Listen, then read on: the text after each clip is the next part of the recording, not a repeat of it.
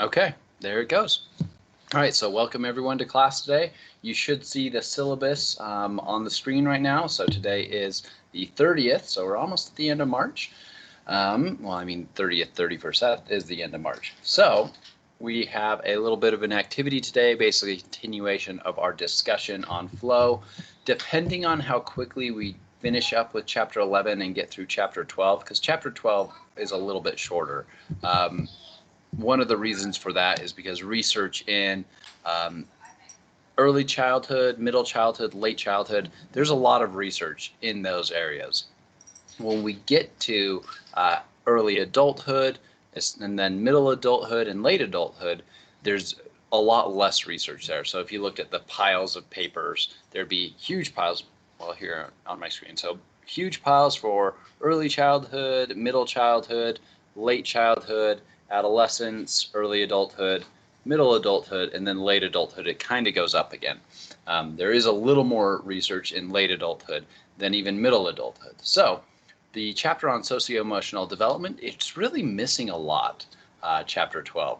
So we also have possibly, it depends on how quickly we get through the material, maybe an extra credit assignment for you to learn a little bit more about socio-emotional development in early adulthood. I think it could be really useful to you, but again, if we don't have time for me to be able to explain it, then we probably won't do it. But I think we'll be able to get through with chapter 11 and then chapter 12 in enough time that we can talk about that, and we might even, I'm planning time to even study and go over the study guide for chapter 12. So as a reminder, the study guide is up. So the study guide for your third exam, you should see it in your Canvas. Some of these grayed out things you won't see, but you should be able to see the study guide. Feel free to get working on that now because your exam is this weekend. So yeah, let's get going with talking about flow, especially since so many students are here now. Any questions as we go up to the exam or on the study guide right now? I know some of you might have opened it and started to work on it so far. All right, well, feel free to type your questions and I can jump back to the questions. But for now then, let's jump into our discussion on flow. So we were watching that video last time on flow, and we were talking about the couple critical components that make up flow as a construct, the couple things that you need to have flow. So here are the couple things again. It needs to be something that's intrinsically rewarding, you need to, while you're doing that intrinsically rewarding activity, you need to have clear goals and progress and markers of your progress. That can be a lot of different things. Clear and immediate feedback, so that goes along with that progress, so that the feedback needs to be clear and needs to be as immediate as possible to get into that state of flow where you kind of have that sense of lost time, you're really engaged in the activity, you're enjoying it, it's difficult and challenging, but it's something that's intrinsically rewarding to you. That's the sense of flow. So you have that challenge and skill match, so it's a little bit challenging for you, and then you're focused on that present moment. When you're in flow, you're probably not thinking about what you're even going to eat for lunch or anything like that. You're not thinking about 3 years down the road what's going to happen or what you have to do next after this, unless it's like directly related to that activity. So if it's something like right now, you are in flow while you're driving in a race or something like that, you could think about, well, the next lap or something like that.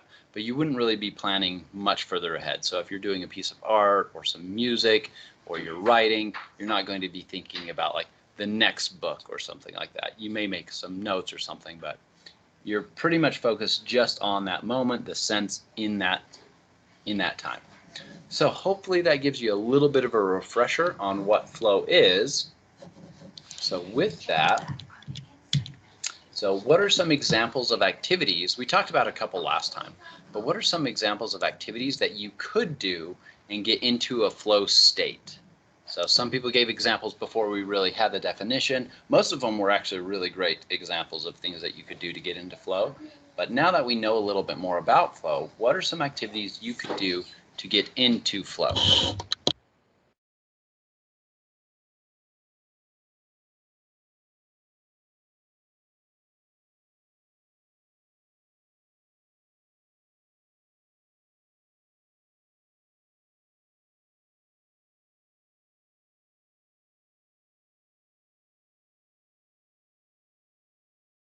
All right, I see 2 comments right now. Oh, there's a third. So let's start at the top and then we'll go through each of these and kind of try to point out those different aspects of it for each of these things. Well, maybe not for each of these because I did want you to have small group discussions about it too. So painting or any art where you lose track of time, yeah, so that's something that you're probably really intrinsically motivated to do. You're engaged in that, so it's intrinsically rewarding, especially if you're trying to make a whole piece. You probably have clear goals and sense of progress. So if you're painting a portrait, there might be certain aspects that you do first and then second and third. And then for painting clear and immediate feedback, you're getting the paint on, say, a canvas at that same moment. So you're seeing, are these colors mixing well? Is this giving the effect that I want? That kind of thing. So you're hopefully matching that challenge and skill. You're giving yourself a little more challenge, trying to do something bigger, trying to do something a little different than you've done before, a new technique, and then focusing on that present moment in that. So I think that's a really great example. For running, same thing. If that's intrinsically rewarding to you, that's great. As I've mentioned before, it's not one thing that I get that intrinsic reward from, but it definitely can be for people. So intrinsically rewarding, especially if you're using like an app or a timer or something like that, you can have those clear goals and sense of progress. Maybe you're looking at your heart rate as you're doing that. You have like a target heart rate you're trying to stay in. So you're getting also those goals and that immediate feedback on those goals. Your pace, for example, matching challenge and skill. Maybe you're trying to do a longer run or a faster run or a steeper run or something like that. So you're trying to challenge yourself in this. And then you're focused on that activity at that present moment. Drumming is a good example. I think this can go for really any instrument. Is that's an intrinsically rewarding task. You have clear goals. You want to master maybe even just this part of a song, or an entire song, or this specific kind of technique with drumming or playing any instrument. So getting clear and immediate feedback, you'll hear it, so you're getting that audio feedback. You might even have, say, a teacher or a tutor. You can get into flow when you have someone tutoring you or like supporting you there in that moment. Matching that challenge and skill, so you're trying something new or a little bit difficult. And so in that moment when you're focused, you're losing sense of time, you're enjoying that, it's hard, and you're focused, and other things just seem to not matter to you. Cleaning, you could have it for cleaning for sure. So if that's something that's intrinsically rewarding, you have that clear goals and progress. So let's say you're trying to deep clean a specific thing or detail something, then you might have these specific goals of I need to do X, Y, and Z. Then you're getting that immediate feedback. Are things working? Do you need to do more? And then if that's matching your challenge and skill, that could be one where you might experience flow. So really good examples there. So with this, we don't always have a sense of flow when we're doing work. When I'm doing teaching, I'm not always in a state of flow. When I'm doing writing, I'm not always in a state of flow. When I'm riding my motorcycle, these are some of the common times I get in a state of flow, but I'm not always in that state of flow for these things. So let's talk about what you could do in specifically a car that might get you into a state of flow. So how would you add these components? That intrinsic reward might already be there. How would you add those goals, immediate feedback, matching that challenge and skill, and focus on the present moment? I've mentioned examples at other times with driving a car. So what could you do to make a flow car or a state of driving where you might get into flow? So you don't have to answer all of the things, but if you think, well, for clear and immediate feedback, I would do X or something like that. You don't have to describe the entire thing. Just aspects of driving a car, or even the context the car is driving in, that could get you into a flow state.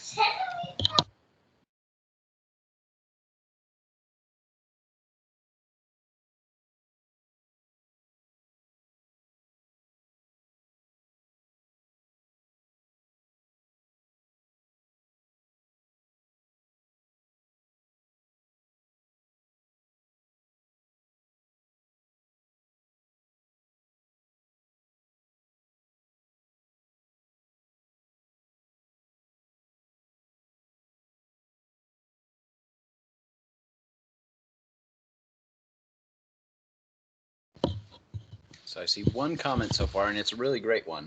Also, I probably should have put these points on this slide too, rather than keep flipping back and forth. So increasing challenge drives stick shift. Yeah, if that's something that you've never done, you could increase the challenge by learning how to drive a manual transmission car, for sure.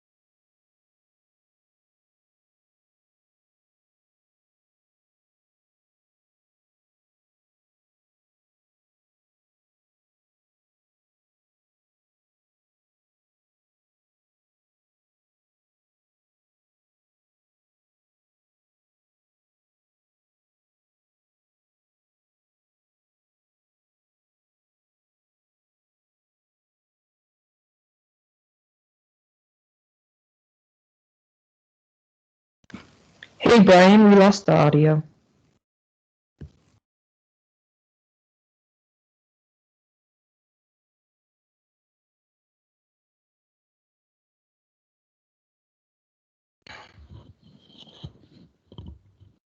Is it back now?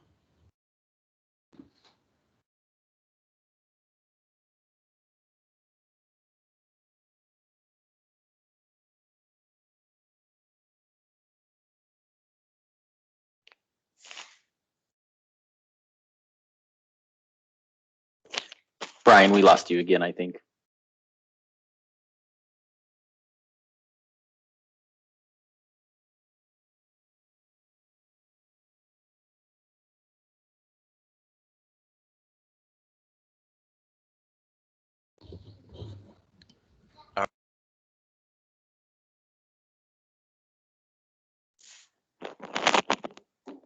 Still out.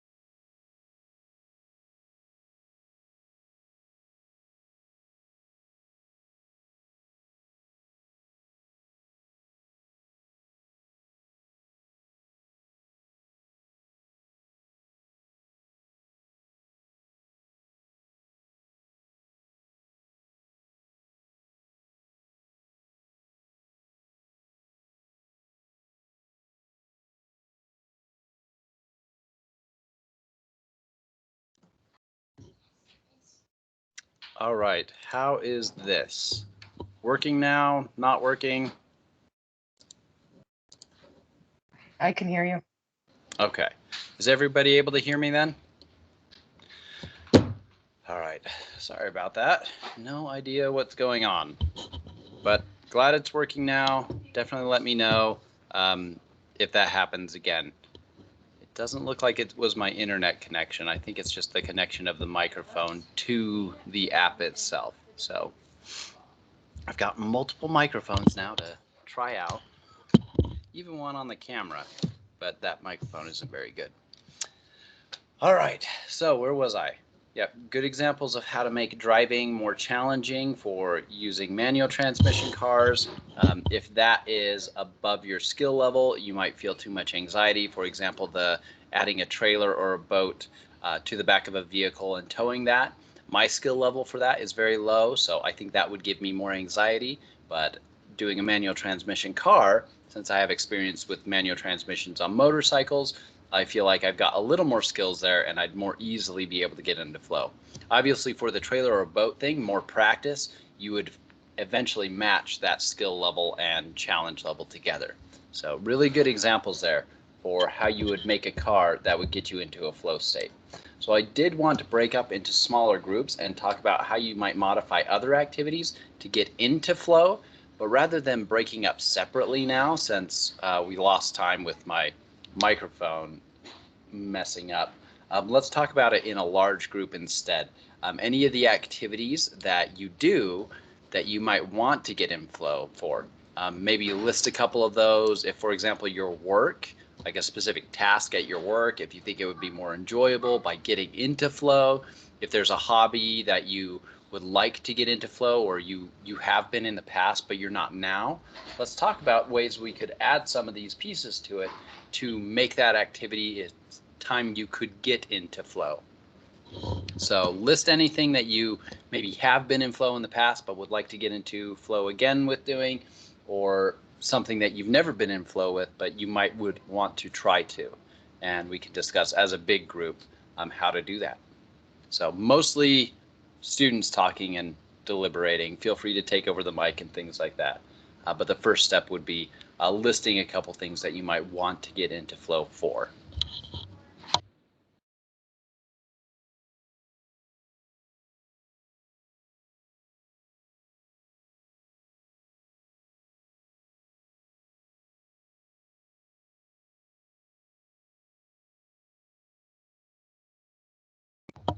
Studying and homework is a really good example. You might be able to, it's probably easier to pick a specific subject that you might find intrinsically rewarding. So let's imagine we've already got the subject that we like. So whatever it is, because I think the goals and immediate feedback and matching challenge and skill and focus on the present moment, I think those are things that we could all work on. So any advice for increasing flow in studying and homework? And we've also got yoga and stretching, playing guitar, and learning new songs. So feel free to take over the mic or in the comments, mention which one of those three, studying and homework, yoga or stretching, and playing guitar, and things that you could do to make it, to modify that activity or change things around it to get into flow with those activities.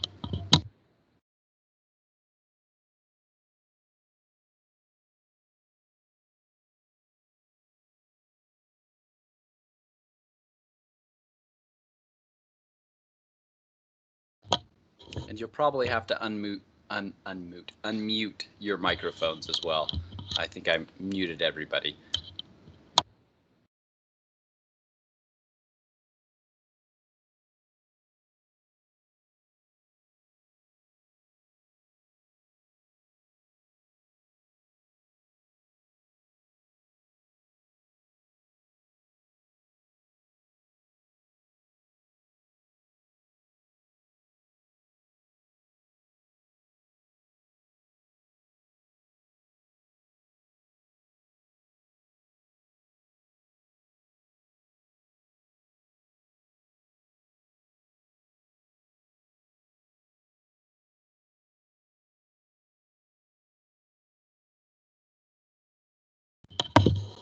So I see a couple comments here. It looks like both are around yoga and stretching. So adding music might be a thing that could probably help you focus on the present moment. Maybe if you're even trying to do things in time with music. Sometimes I do that with other workouts, not necessarily yoga. That might give you clear and immediate feedback if you're staying in the tempo, if you finish a movement within a certain time as well. And then closing your eyes and focus. So I think most of these suggestions right now are on focusing on the present moment to help you get into the opportunity to have flow. So really good. Listening to classical music when studying for the studying and homework. And I'm basically just reading these for anyone who watches this in the future. They don't have access to this meeting chat. So classical music might help you focus in that kind of situation. Yeah, eliminating distractions like phone. And that really goes for all of the things, studying, yoga, playing guitar. Eliminating distractions or like a notification that could take you out of the moment, or a ringtone or a phone call or something like that, that could take you out of that focus.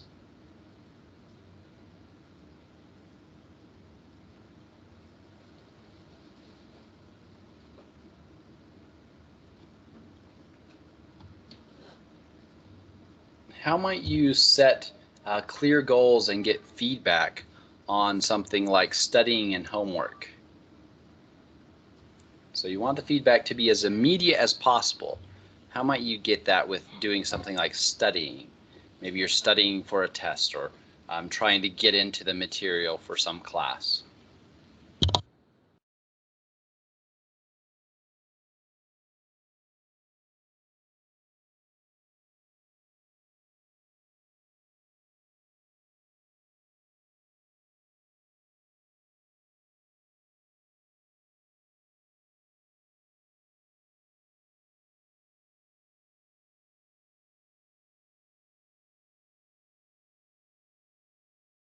Yeah, that's a good idea, that you have different assessments like word count that kind of tell you your progress, how far you've gotten. So quizzing yourself.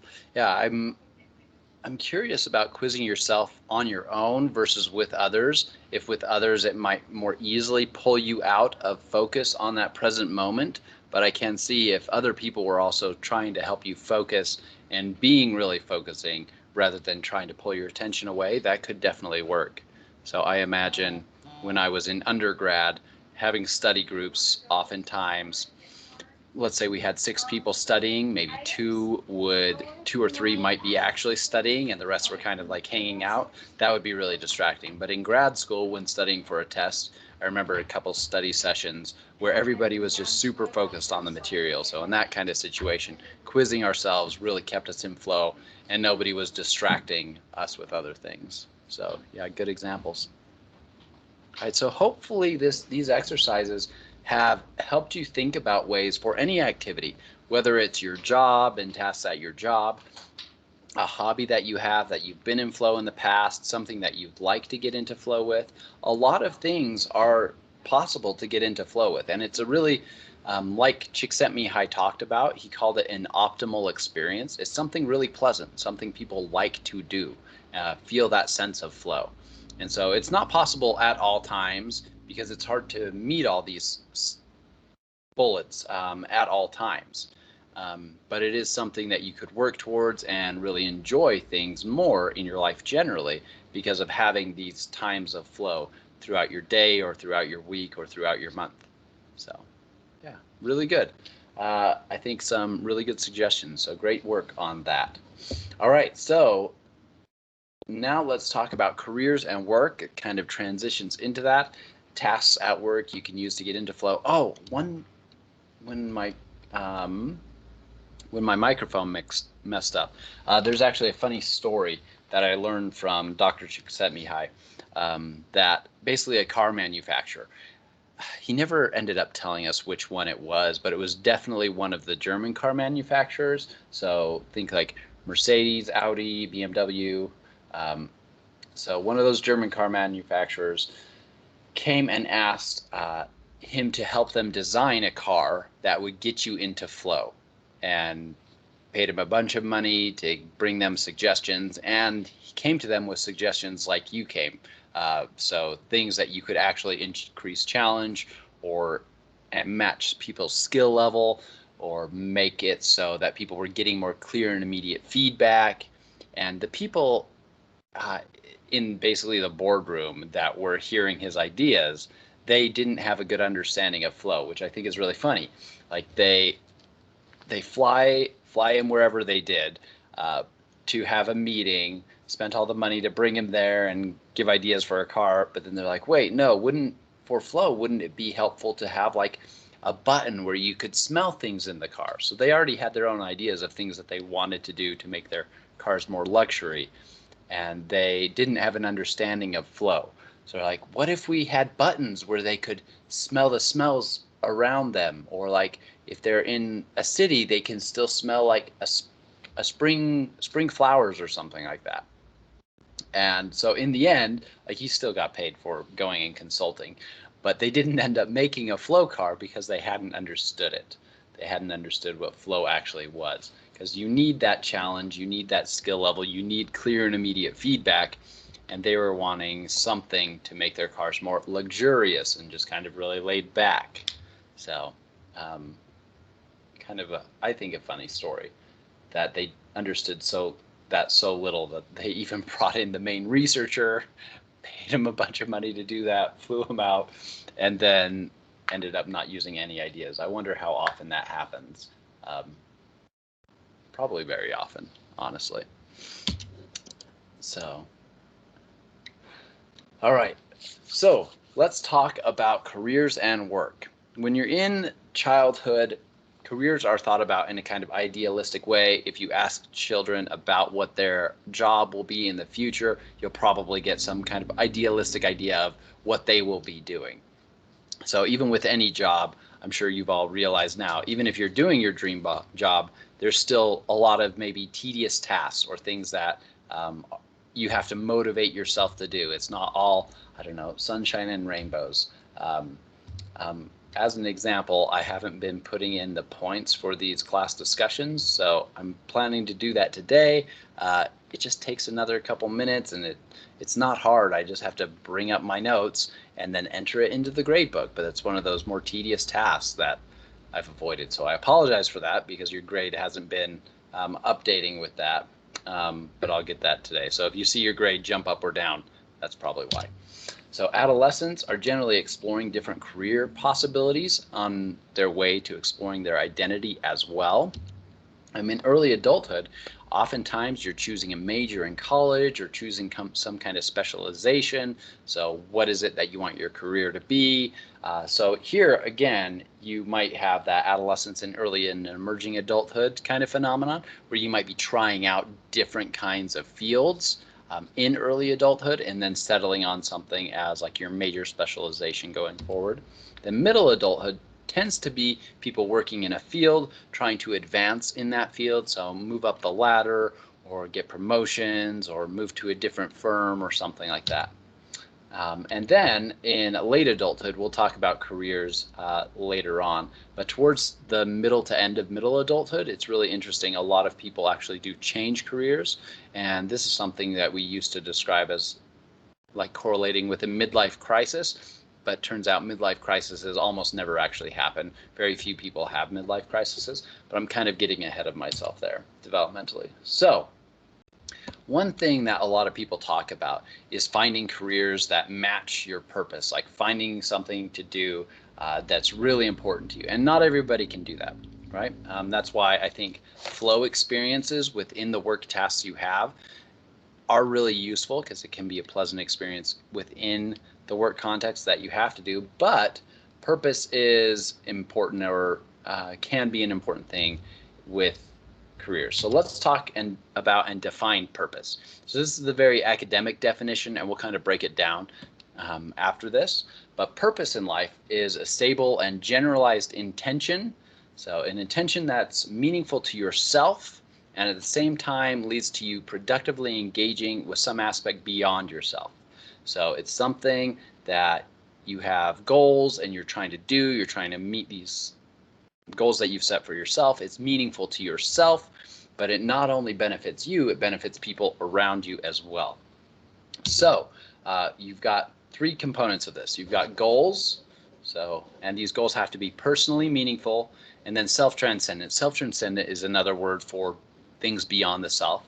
So if you think about, there's some prototypical examples of purposeful careers or purposeful jobs. Say a veterinarian is an example where, well, you have a meaningful task that you're doing. You're maybe caring for animals. You have goals with that. So going to school, day-to-day work, you have specific goals that you're trying to meet. And then it's beyond yourself. It's not only helping yourself. You might really enjoy working with those animals, but it's also helping those animals. Similar thing with like a doctor. So there are definitely certain careers or jobs where it might be a little more likely to find purpose in. but a lot of different jobs, you can find aspects of it or find things that are purposeful to you. So purpose is a really individual thing. So you might find purpose yourself in your specific career, in a specific aspect of it, or in the whole thing. So for myself, I find that it's meaningful to share and teach people, especially things like the question papers. That's one of the things I find the most purpose in doing in teaching this class, is to help young people. Well, some of you are older than me as well, but help people learn how to navigate research a little better. I think that helps people in the future, or it can, if you use those skills and building those skills. So that's something that I find some of that self-transcendence with. I have goals along that line, and it's personally meaningful. So that's one aspect of teaching that I find really purposeful. So some of the things that people commonly find purpose in is their careers is one, but also their family, oftentimes their hobbies, and oftentimes their religion. And then there's a fifth one that's very common, but anytime I recite the 5 most common, I always forget one. It's always a different one too. It's really strange. Maybe that's my working memory, only grabbing onto 4 pieces of information rather than the 5. So with that, something that's personally meaningful is not necessarily purposeful. So we're getting into this academic definition here. So you can do a lot of things that are meaningful. Maybe going on a run could be just meaningful. Well, let's use an example that might not necessarily be purposeful. So going on a walk in the woods might be really meaningful. It might have personal significance to you. But if you're not having any goals or contributing to the world around you, it's not actually something that, with our academic definition, we would call purposeful. So a purpose might be something like supporting nature or protecting the environment. And one of the activities you might do within your goals and contributing to nature might be going on a walk through the woods, but also maybe going to a protest, or maybe fun or donating money to a cause. That might be some of the other things that you're doing to contribute beyond yourself. And so it's still meaningful. These are still meaningful activities to you, but it's for something beyond yourself. And that's usually the piece that's missing from purposes. So, and one of the big delineations between something that's being meaningful, like walking through the woods, and a purpose. So if you have that purpose of supporting or helping nature, going in a walk in the woods could be an example of something you might do because of that purpose. Also, your goals can be long-term as well as short-term. So you might have a long-term goal of helping stop climate change or something like that, but maybe immediately, maybe one of your goals is to reduce your carbon footprint or reduce your trash output or something like that. And so that might go down to today, rather than choosing this product, I'll choose this product. So it can go broad and also narrow. So that's a little bit about purpose. Hopefully it makes it make a little more sense. When people have purpose in life, when they have these really long-term goals that are meaningful to them and also influence people beyond themselves, so like a family, for example, you probably have goals on keeping your family together, having strong relationships, helping your family. So that goes into all of these. That's personally meaningful. You're setting goals with that. And it's also beyond yourself. So if you're supporting other people, that's obviously beyond yourself. So that's one reason family is one area people find the most purpose in life on. So with that being said, people who do have a purpose in life, and it doesn't have to be just career purpose. It can be family, it can be hobby, lots of different things. You can find purpose in multiple areas as well. So it helps people have healthier identity development. Helps with that process, especially in adolescence or early adulthood. Have a more meaningful academic experience. If you have a purpose, say a veterinarian, for example.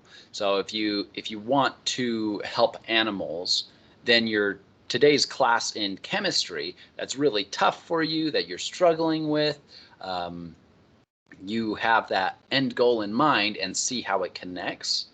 with that end goal, it makes it a lot easier for those people subjectively. Like when they report someone who has a kind of purpose and can tie something to their purpose, they describe liking it better than someone who doesn't have any connection. So they might be like, why in the world do I ever need chemistry? And so they would have a less meaningful academic experience. It's not as connected with that thing that's meaningful to them. Purposes help foster connections with others. When you have a purpose, you tend to seek out how you can contribute in that area. So if we go back to environment, you might connect with other people who are trying to work on the environment. So online groups, in-person groups, maybe you go and you do something in your community for the environment. It helps build your self-efficacy, because as you are building these skills, you'll see that you're building these skills. So that goes back to our self-efficacy discussion. Greater positive affect. You can see if you have a meaningful academic experience, if you have healthy identity development, and you have self-efficacy, those are all really highly correlated with positive affect, so feeling positive feelings. So people who have purpose tend to have more positive feelings generally. And also resilience. When there's a setback, they still have like this long-term goals that are meaningful to them, and they've seen the impacts in their own lives and people around them or in the environment or whatever the purpose is around. So I've mentioned only a couple things where you could find purpose, but there's a whole lot. There's a lot of things where you can have those long-term and short-term goals that are meaningful to you and also affect people around you. So one other common example is actually music. So a lot of people find purpose in music because it will share art with other people. For example, that is a self-transcendent thing beyond themselves. It's not just necessarily for themselves.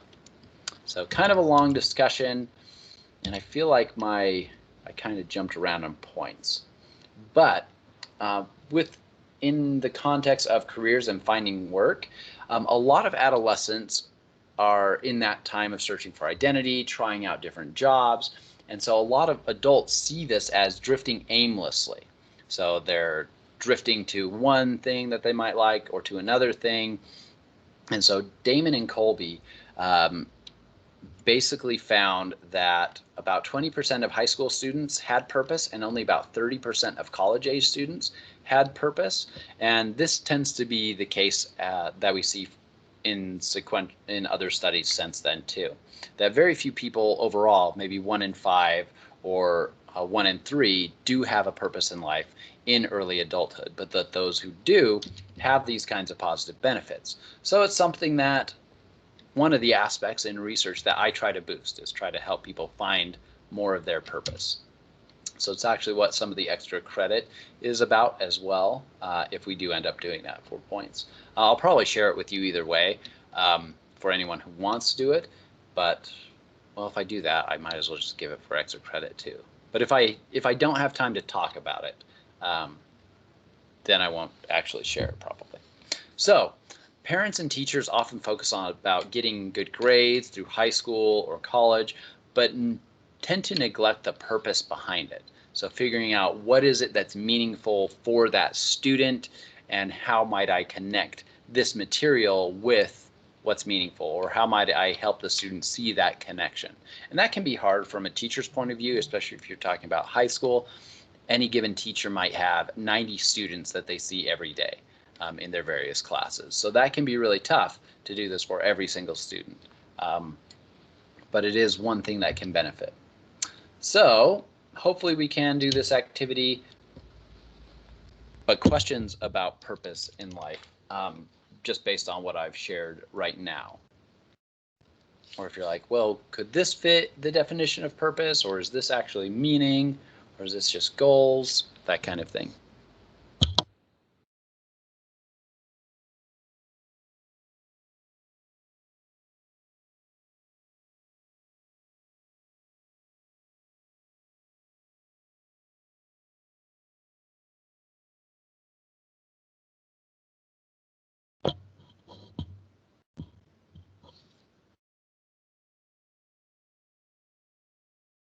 All right.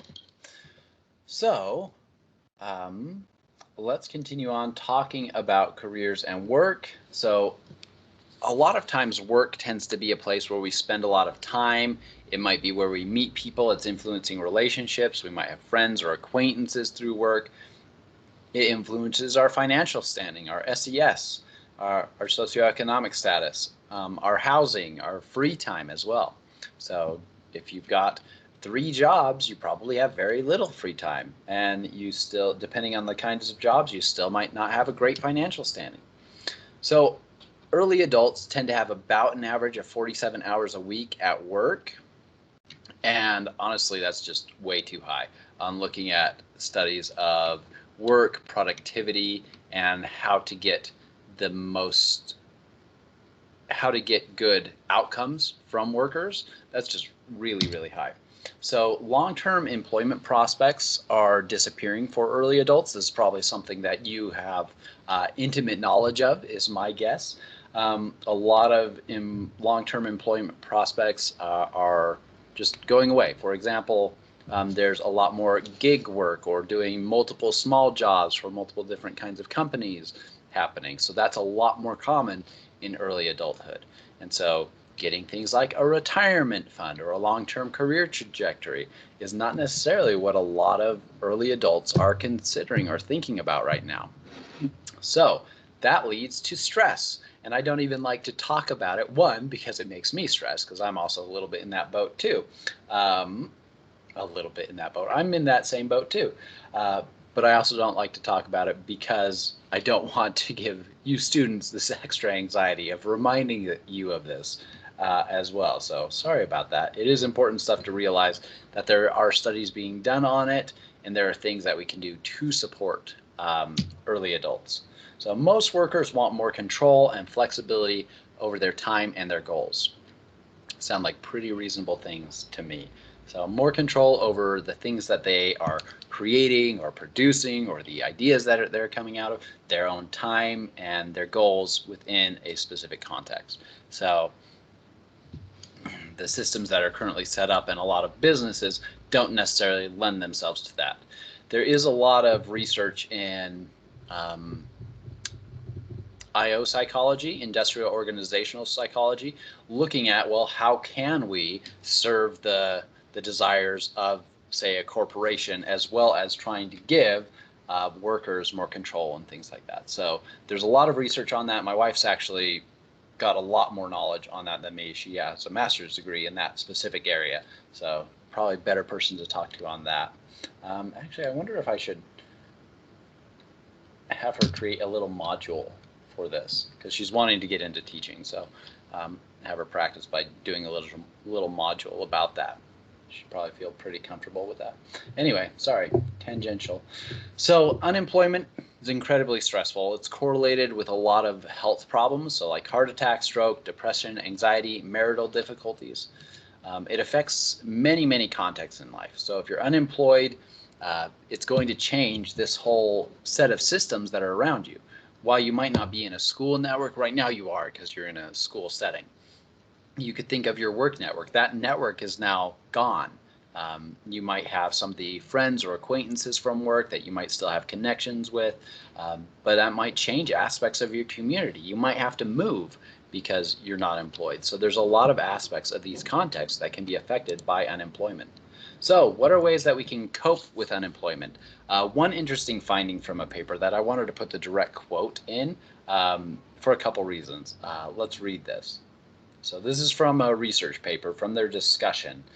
Individuals who cope best with unemployment have financial resources to rely on, savings, or the earnings of other family members.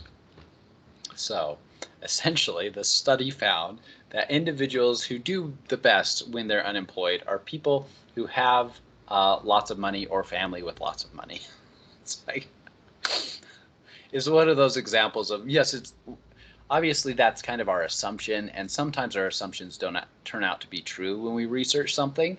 But when I read this, it's like, well, duh, of course that's the case. But we do have to do actual good, rigorous research, because sometimes our assumptions have turned out not to be true. And it could have been the case in this case, but it wasn't. So a little bit of, I don't know, dark humor in that is so. So with this, other things that can help support people who are unemployed, emotional support, so from family, family and friends. Family is a pretty good word for that though. Accepting family members, job counseling, so job searching, resume writing skills, interviewing skills, self-help groups. So building networks is really important for a lot of aspects of human relationships and socio-emotional relationship wise. So it can help a lot to cope with unemployment and helps build resilience as well. So dual earner couples are a unique context that's really sprang up in the last couple decades, having both partners in, say, a family who are working. So it's become more of a necessity in recent decades than it was in previous decades. So this can lead to a lot more difficulty balancing home work life, children as well, adding to that difficulty if both parents are out of the house from 9 to 5 or any time during the day. Well, is there a child that's not in school that has to have care? That can add to that difficulty. So egalitarian partnerships are best in this sense. So when the partners are trying to do their best to take equal shares of household things and work things and all those responsibilities, sharing those the most egalitarian way possible is the best. Most previous research said that most partnerships, even up until a couple of years ago, women were still doing the majority of household tasks. But I actually saw a study, like an abstract the other day. I haven't read the article yet, that said that in recent years it might be changing so that it is actually maybe now egalitarian for most couples who are in this kind of situation. But I haven't read that article yet. I just skimmed the abstract, but it looks like this trend might have continued and now there might be some more egalitarianness. But up until, let's just stick with the previous stats until I've actually got the additional knowledge of new research, because I haven't checked their methods or how valid or how generalizable their study is at all. So I'm not going to make any claims based on just skimming an abstract. So planning is essential for the success of dual earner couples. Planning work hour times, contingency plans, who's picking up children from childcare, things like that are really essential. All right, so that is the end of chapter 11. Now we're jumping into chapter 12. That being said, I'm pretty sure we're going to have time for our extra credit activity as well. So this is probably a good time to describe that. I'll pull up the information and change settings in Canvas while we take a little bit of a break. So take a little break for about 5 minutes, be back here at 9:25, and I'll share what the extra credit activity is before we jump into chapter 12 content, because I think we'll be able to, with the time that we're at now, we'll be able to do both of those things. So take a quick break, be back at 9:25.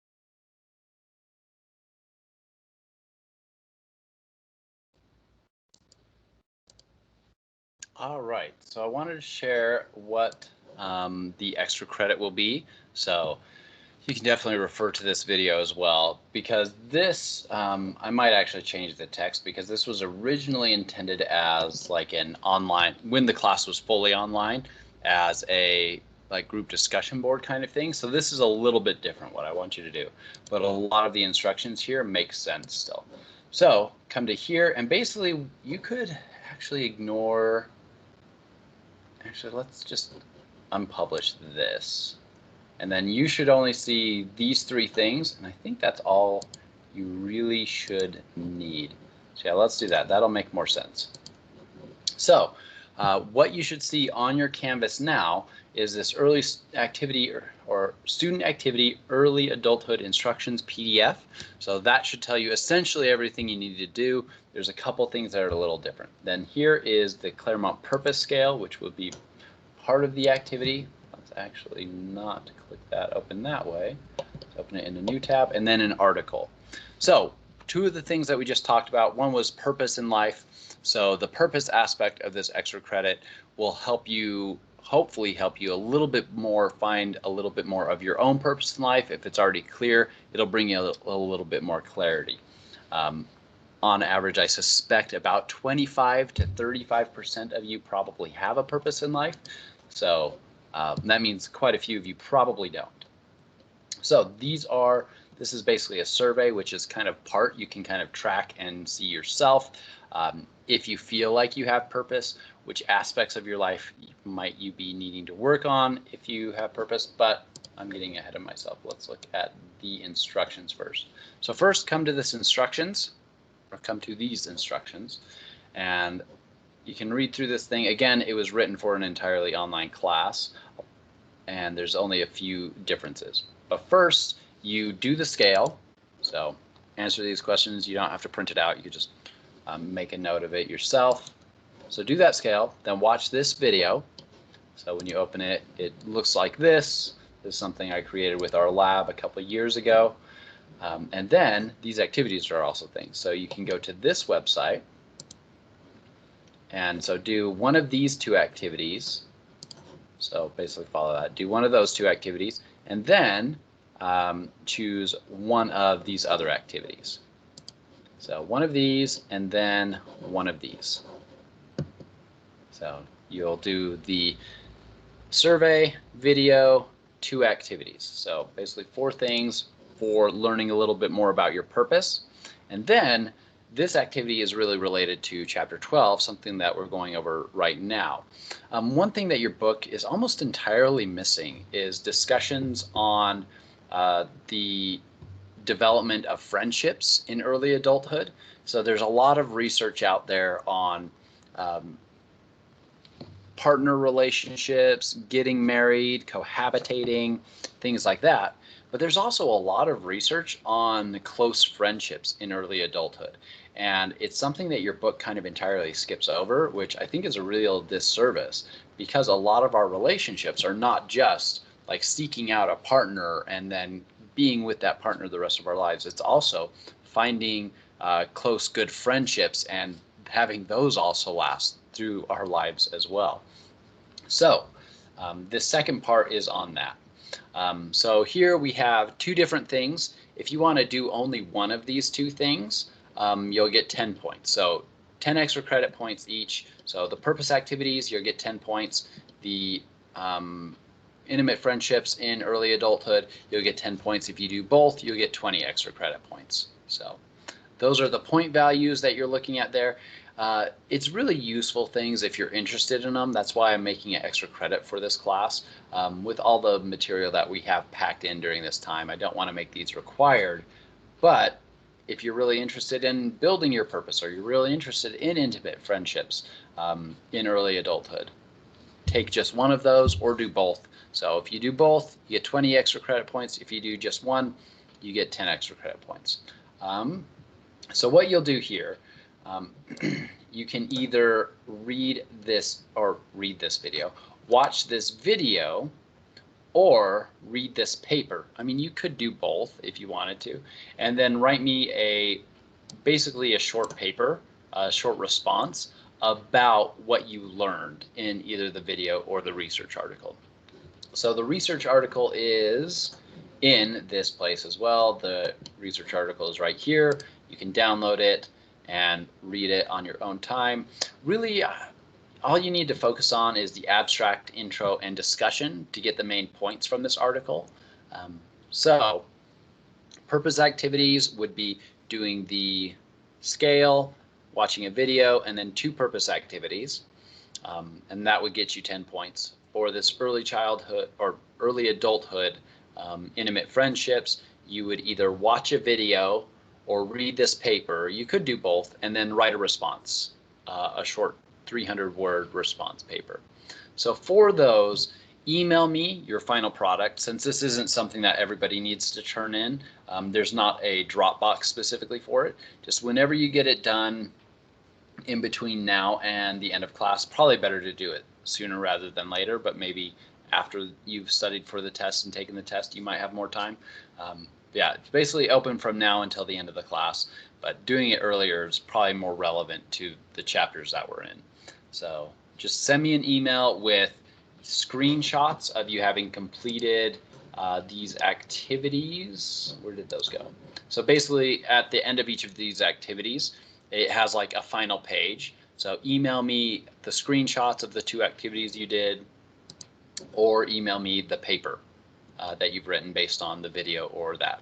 So if you're doing both of those, email them at the same time. That just makes it a little easier for me. And yeah, so screenshots emailed to me to prove that you've done the purpose activity.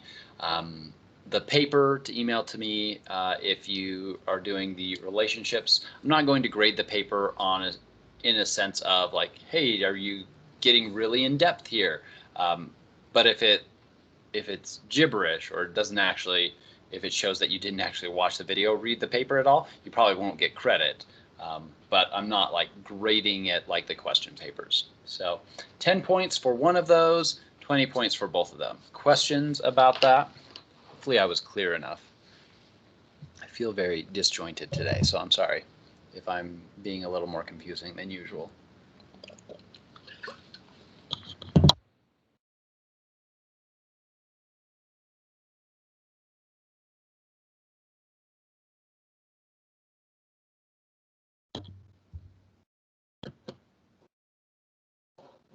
All right, you might be typing questions right now, but just as a final reminder, so click on the instructions, follow the instructions for whichever activity you want to do. If you do the purpose one, in the end you will send me screenshots, and that's what the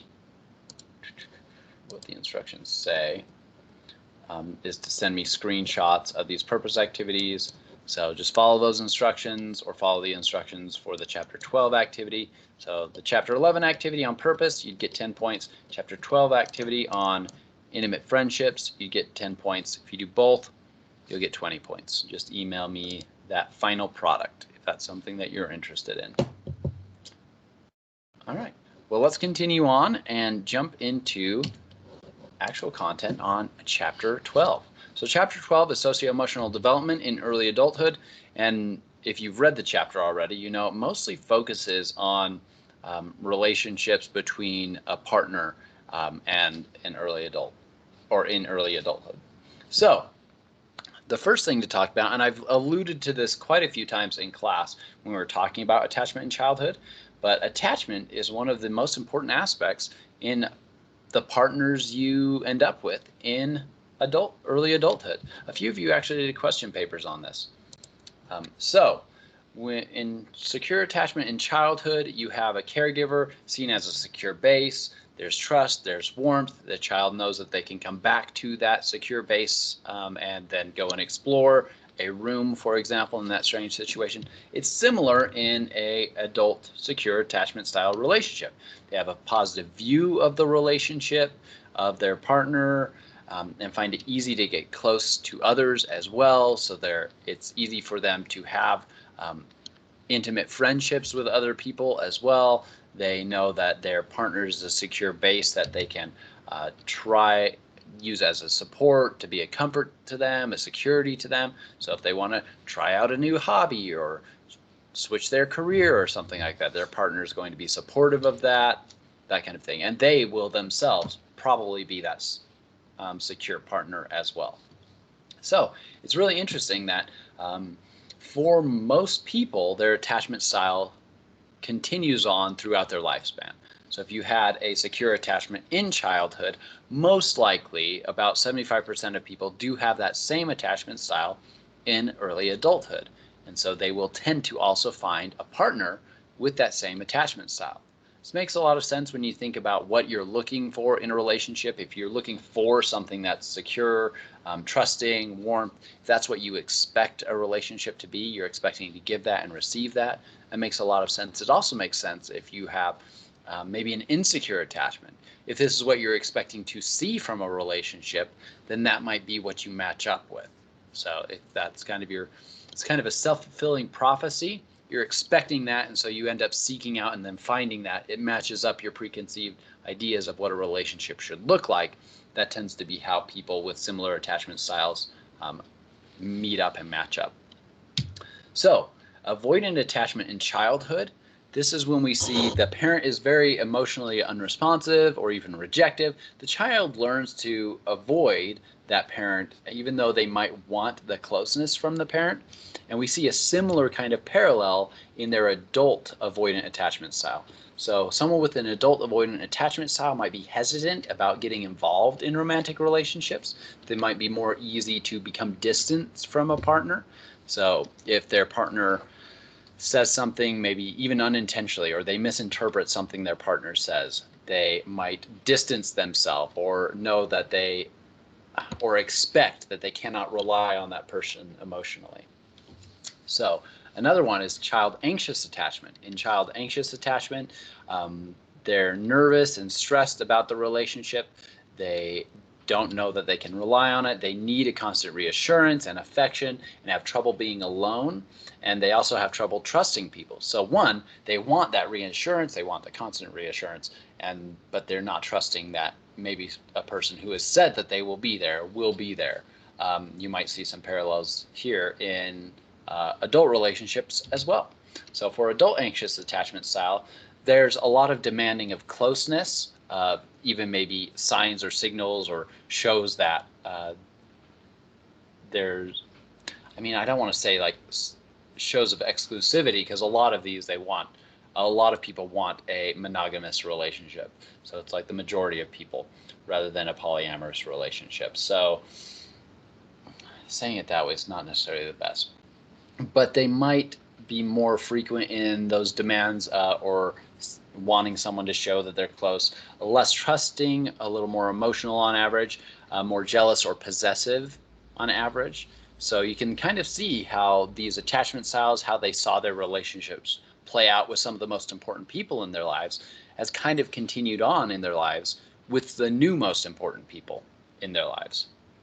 So you might think of examples of people you've met in your own life who might fit one of these, or characters from movies who might fit one of these. But if you're anything other than the secure attachment, it can be difficult to maintain a relationship. So if you have this kind of, if you're hesitant or becoming distant from a partner easily, that can be challenging for the partners to stay together. If you're nervous and stressed and not trusting or more jealous and it's not needed, that can put strain on a relationship. So these are some ways that early child experience can have a big effect on early adulthood. Like we've talked about in the past, these attachment styles can change. So let's say someone with an adult anxious attachment style partners up with someone with a secure attachment style. I mean, it could happen that the person with the secure attachment changes over to anxious attachment. That is possible. But what more commonly happens is that this person learns over time that they don't have to be so nervous and stressed about the relationship, that they can be more trusting of this partner. They start to see them as a secure base. And over time, most often, this isn't the only way attachment style can change, but just on average over the lifespan, this is one of the main times we see attachment styles change, is when someone with a different attachment style matches up with someone with a secure attachment style. You can intentionally work on changing your attachment style if that's something that you want to do, of knowing, say, if you know you're less trusting or more emotional, maybe going to therapy and trying to work specifically on those things. If you know that you become distant from a partner easily, or even friends, you can work on that specifically. Again, I would recommend therapists as well to help build those skills. They'll know better exactly what kind of skills you can do to work on that. So you can intentionally change your attachment style to have a secure attachment style, and then be expecting that, then a little more likely to match up with someone with a secure attachment style as well. That's not to say that people with adults with anxious attachment style or also avoidant attachment style cannot make their relationships work. It's just not, there's just more contextual factors that make it more difficult. So there might be more times of stress on average than a partnership that are both securely attached. So it doesn't mean that it can't work at all, ever. Just means that it takes a little bit more work. So questions on that? All right, we've got a couple minutes left that I think we can cover intimacy. We've talked about this before. I don't think we'll get to the triarchic theory of love today, but maybe I'll show it to you and describe it, and then we'll come back to it next time. So intimacy, most of the time when we're talking about intimacy, as well as in that research paper, but they define intimacy too, in that intimacy in close friendships. Usually we're talking about self-disclosure, sharing of private thoughts, hopes, dreams. So this is linked to Erikson's ideas of intimacy versus isolation. So are you going to be intimate? Are you going to share things about yourself with other people, or are you going to become isolated? So this is what Erikson thought was happening in early adulthood, in this stage essentially, and that you either achieved intimacy with other people or you remained isolated the rest of your lifetime. That's not actually how it ends up working. We see that people can, at any time in their life, become better at being more intimate with people, or be less good at that as well. So social isolation can have a lot of mental health and physical health correlates. So that balance between intimacy and commitment, independence and freedom, is a lot of what Erikson talked about with intimacy versus isolation. So with that, I think, yeah, we definitely have time to cover at least these couple points before we dive into in detail. So this is one theory of love that I think helps explain a lot of different kinds of love that we experience. So a lot of time in, say, media, they talk about love as only generally a romantic love, or maybe consummate love for a long-term relationship. But we often don't talk about other kinds of love, which are defined in Sternberg's triarchic theory as companionate love. So let's talk about these. And yeah, I'm just looking at the time to try and think of how far we should go in this. So let's talk about the three major dimensions here, and these are the corners of this triangle: intimacy, passion, and commitment. We just talked a lot about intimacy, and I think that's the first. Nope, I didn't have that. So let's talk about passion first. So passion is one of the three components of this triangle theory, or triarchic theory of love. So passion is that physical, sexual attraction. You really want someone. Yeah, I think that's a good way to describe that. Intimacy, that's these emotional feelings of warmth, closeness. You're sharing things with yourself or about yourself with another person. And then commitment is, this is the closer to like the book definition. So intent to maintain the relationship even if problems occur. The idea that you'll be there for the person to help, or they will be there for you. So that commitment can look very different in different kinds of friendships or types of love, essentially. So let's talk about these three things. These are three types of love in Sternberg's triarchic theory. Passion would be this infatuation or passion alone. So that physical wanting to be with someone physically. So that's what passion is. So that would be, in Sternberg's theory of love, that would be one example of love with one of these components. So that's passion. Intimacy, so you could have a relationship where there's only passion. that there's exclusively passion. You might be able to imagine that. You might be able to imagine rom-coms where that is a big part of the thing, is having passion and trying to be more intimate and learn more about the person. Oftentimes, well, let's talk about intimacy. Intimacy is another aspect of love, and it can be a love all on its own. So just a person that you are sharing things with, they're sharing things about themselves. So going back to that definition, finding oneself while losing oneself in another person.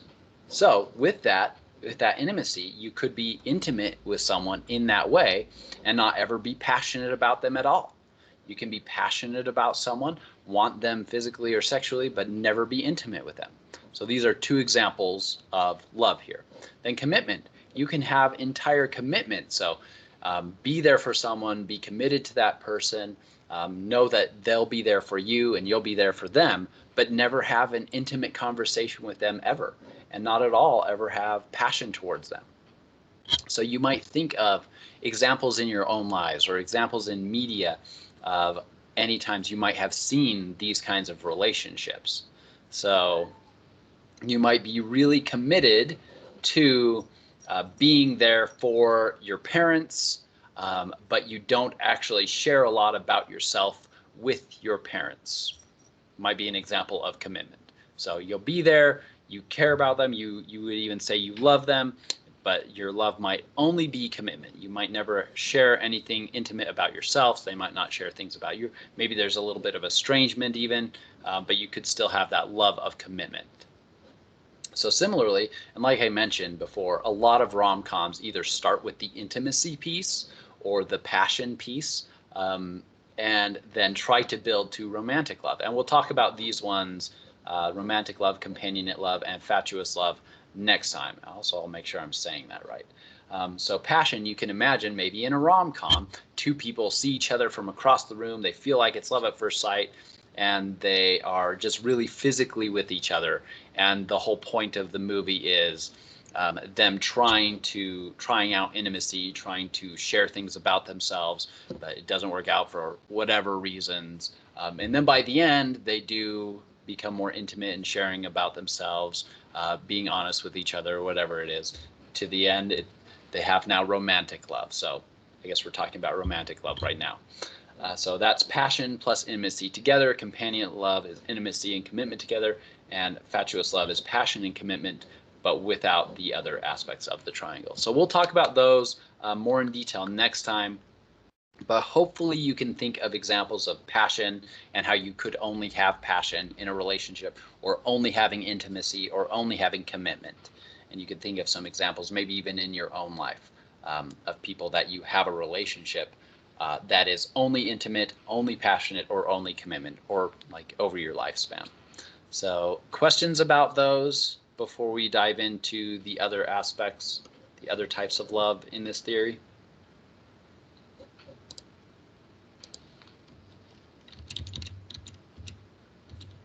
Yeah. All right. Well, that will be all for today. We will go over more aspects of this triarchic theory of love next time, and have a bunch of examples hopefully as well. So also get started with your study guide too. Your exam will open on Friday and close on Saturday. Very similar in format to the previous exams. So yeah, have a great day.